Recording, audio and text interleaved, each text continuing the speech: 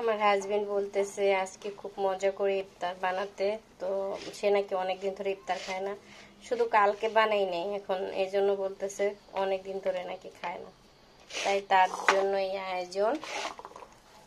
সে ইফতার খেতে খুব বেশি পছন্দ করে। তো দেখুন।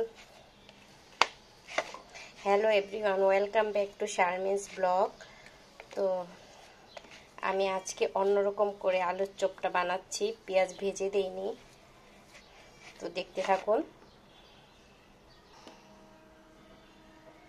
এগুলো কিছু এভাবে বানিয়েছি, আর এটাকে কি করি দেখুন। যাই হোক, এই যে এদিকে আমি গরু মাংস রান্না করতেছি।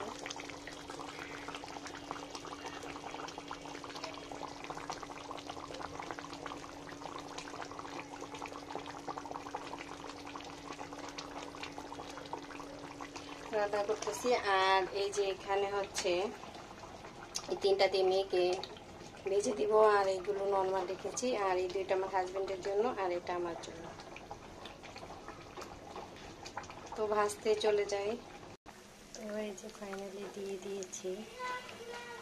তো এই যে বাড়িওয়ালা আন্টি অনেক ইফতার পাঠাইছে, এই যে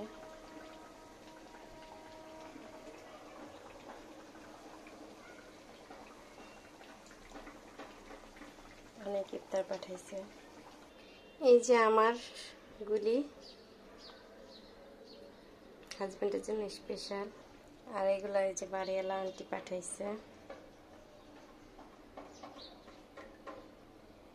তো আমার ভিডিওটি ভালো লাগলে অবশ্যই লাইক কমেন্ট শেয়ার করবেন। আল্লাহ হাফেজ। আর এদিকে আছে আমার গরুর মাংস।